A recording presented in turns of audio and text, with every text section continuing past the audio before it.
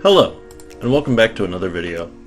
Today I'm going to show you how to create a REST API using Rust and Actix Web. So to start off, we have our empty folder todolist API here. We're going to run cargo init, and that is going to set up our cargo.toml and then our source with our main.rs. In our our cargo.toml, we need to run cargo add Actix Web, and that'll add it to our dependencies here. And then same thing with serd_json, and lastly serd by itself, but with feature derive. Alright, now that we have our three our three dependencies added, come over to our main.rs. You can see that it starts out with a main function. I'm just going to delete all that for now. So we import our Actix Web,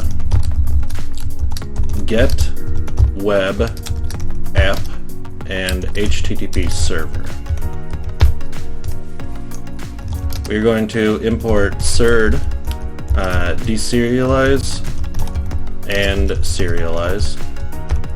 Serd, for anyone that is unaware, is a JSON serializer and deserializer. And lastly, we need to import our the standard libraries mutex. So a mutex enables locking of memory, which is handy when interacting with memory across different threads. So first we're going to want to define our app state. So this will be shared state that we want passed to each route handler. For our use case, we're going to use this as a database, essentially, to store our to-do list entries. And this is where the mutex comes into play. It's going to be mutex of a vector of what we're going to define in a second is to-do list entry. And now to create our to-do list entry. So struct to-do list entry, and this will have an ID of I32, a date value, an I64, and then a title, and that'll be a string. And for this struct, we need to add a couple derives. So serialize, deserialize, and clone. So this will allow us to use this in JSON, and then also duplicate, so we can copy a to-do list entry. Next, we're going to create a simple get route. So get, and it has an endpoint of just slash, and then it's an async function, index, and it'll just return a string. So this will just be a little health check route to make sure that it is functioning as expected. And lastly, we will instantiate the actual web server. So async function main, it'll return a result,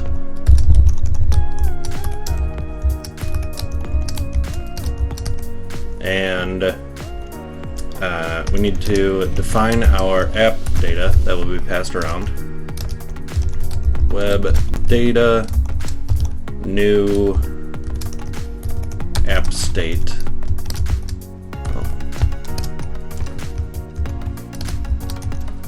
And this will just be instantiated with a empty mutex spec. So new spec empty. For the actual HTTP server, HTTP server new, and then a moved closure app new,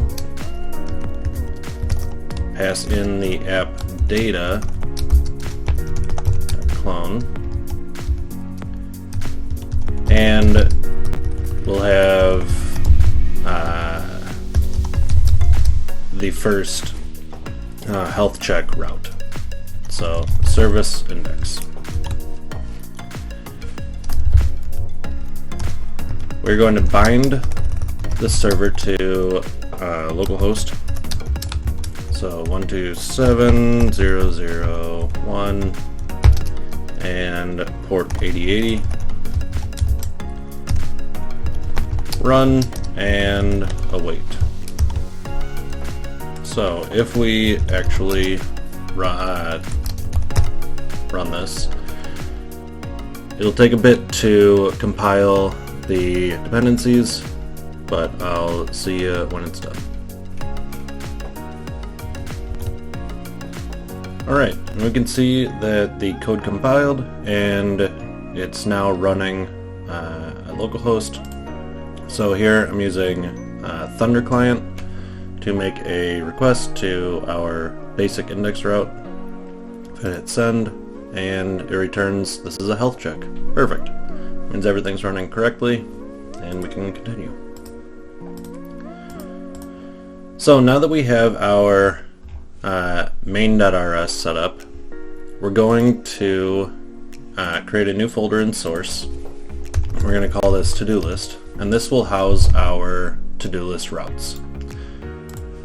So this will be a module, so we need to create a mod.rs, and in it we are going to expose what we will create, our service file, and then privately we're going to have models. Our next file is going to be our models file. So this will house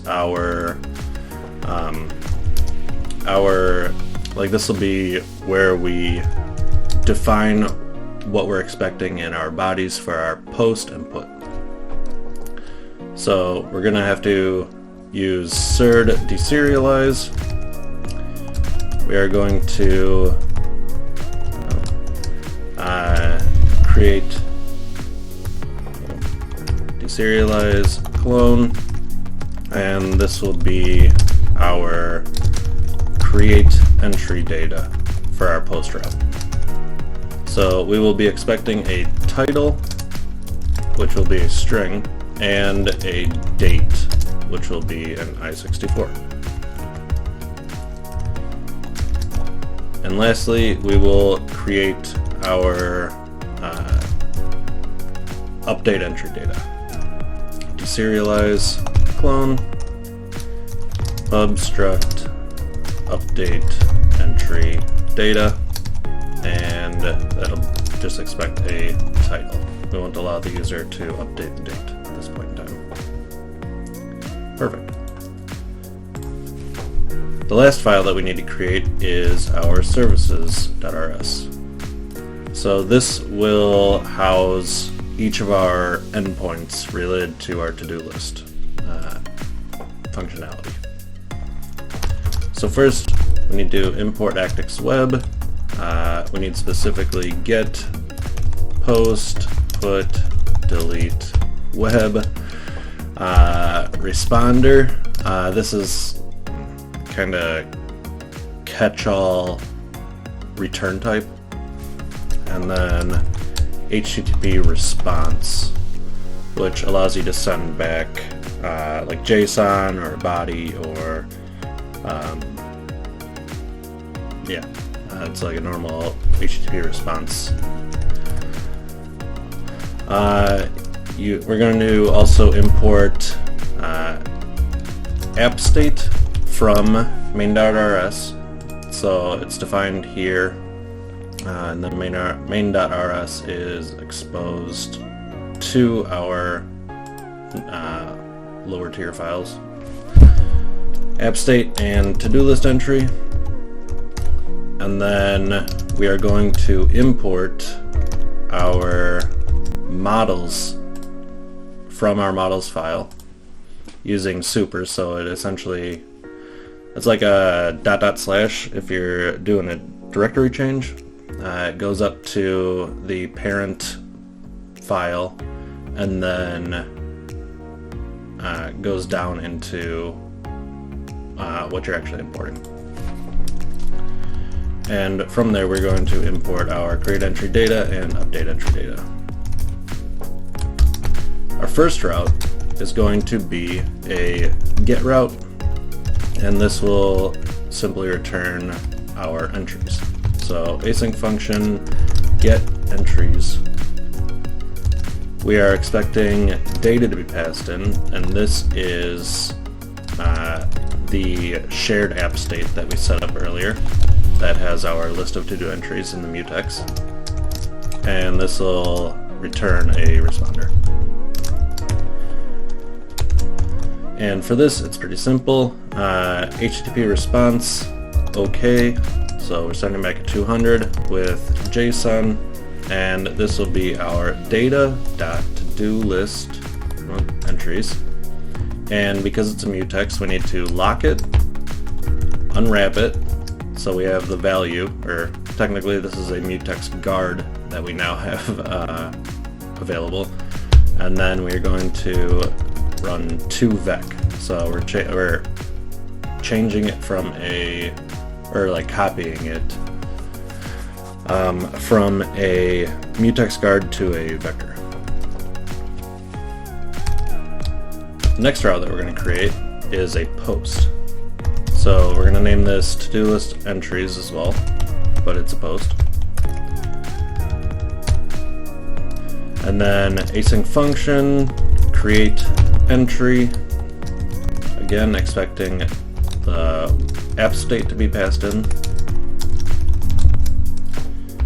and this one will expect a param object, web, JSON, create entry data.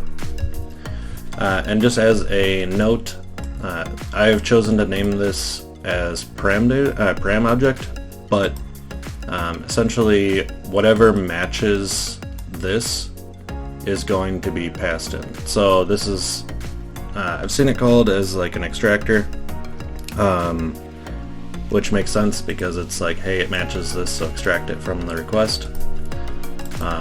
So this could be named pretty much anything that you want. And this is going to return a responder. So first we want to extract our to-do list entries from our mutex, or shared app state. Entries.lock.unwrap. So we have our mutex guard. We have to handle our ID incrementing ourselves. So we're going to do that right now. Max ID I32 equals 0 to start. We'll loop through our to-do list entries and find what the current max ID is and then store that. So if to-do list entries I.id greater than max ID, then we want to set max ID to to-do list entries I.id.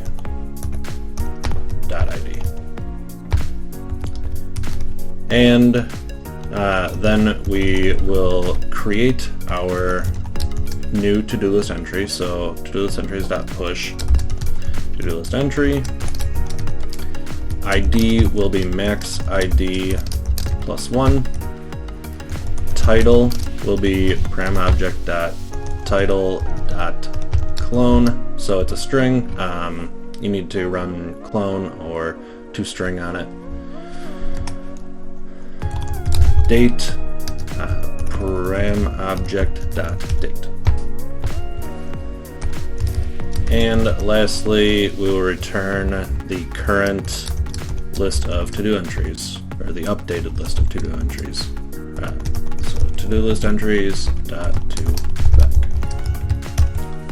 And that takes care of the post route. Next, we're going to create the put route. So put, and this will be to-do list entry, sorry, and we are going to take an in-path parameter of ID. So this will be the ID that matches to an actual to-do list entry that exists already. Async function, update entry, again, data app state,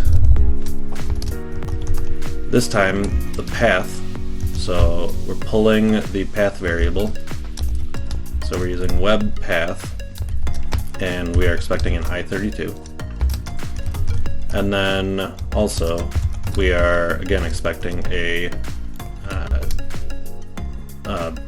JSON body of update entry data.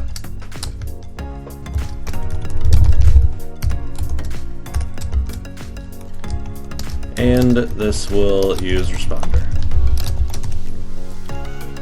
So in order to access the ID from the path, we need to use path.into_inner. So this will pull the value from the path. And then again, we need to access our to-do list entries.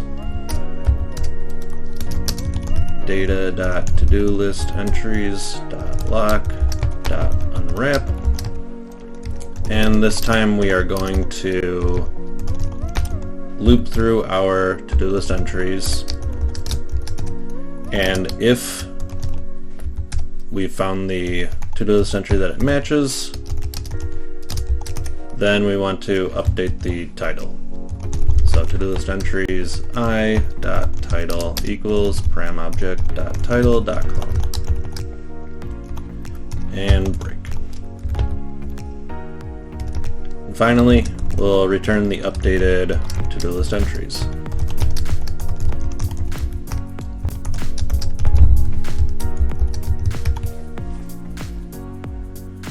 Alright. Lastly, we are going to create the delete route. So this will enable a user to delete an existing entry.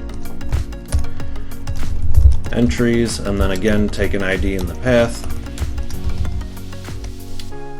Async function, delete entry, data, and then again shared app state, and the path will again be expecting a I32 and return responder. Access our to-do list entries, data.to-do list entries .lock.unwrap, let ID equals path.into_inner, and for this we are going to filter our existing to-do list entries and then set that filtered vector into our app state. So to do this, we need to access the memory position of to-do list entries, and then we are going to convert the mutex card to a vector, turn it into an iter, so an iterable type, and then we are going to use filter.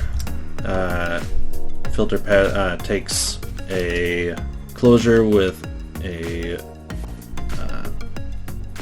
argument that is the current element.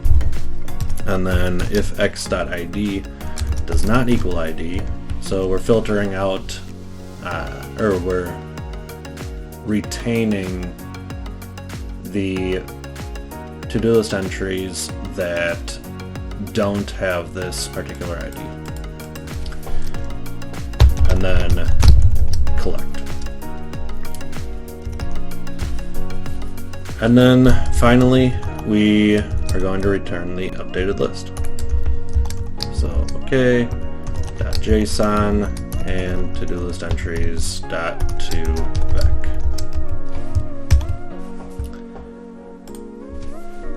The last thing that we're going to do in this file is we are going to create a function that passes our service functions onto the web server. So if you're familiar with Node.js, this is the equivalent of like app.use, to-do list routes, that kind of thing. So we're going to call it config, and this will take in a mutable web service config, and then we just run cfg.service and pass in get entries again for create entry, update entry, and delete entry.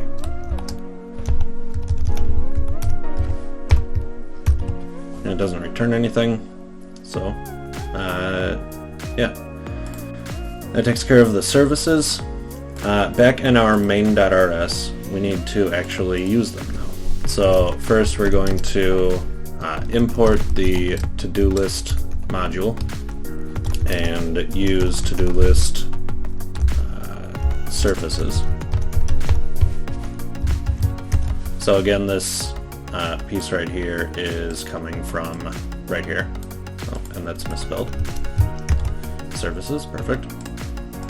Alright, and then down here, right after we have defined our index service, which is the health check one, we want to add configure, and then this takes in that config function that we just created, services, and we should be all done. Alright, kill that and then run cargo r-r again and wait for it to compile. Come over to Thunder Client. I have our requests already set up, so it's running, compiled, perfect. For this first run, for the get, we are expecting an empty array, and it returns an empty array, perfect. Here I have the post entry. The body has an object with date with wife, and the date is in milliseconds. Perfect, returns no problem. So if we go back to the get entries, then you can see we have the new date with wife. If I'm like, okay, maybe this needs to be, we need to go grocery shopping because our fridge is empty. We got a put route, and now it's grocery shopping. If I go back to the get, grocery shopping, and you know what, don't want to do anything, just remove it. Remove, got an empty array, and empty array. So perfect. Our API is running as expected, and it's good to go. Just as a little extra tidbit, I have been messing around with Thunder Client more, and I came across this, so created a collection of HTTP requests, and then you can click on Run All, and it brings up this this screen where you can run all of these sequentially or individually, but you can run them all. You can also run them in iterations, so like I just ran it in 10 iterations, so ran them all sequentially 10 times. I don't know, I just thought that was kind of cool. So yeah, that'll take care of this video. If you found it interesting or learned something, then please like and subscribe. In upcoming videos I will show you how to hook up to a remote Postgres database and bearer auth and basic auth. So thank you for watching. Catch you in the next one.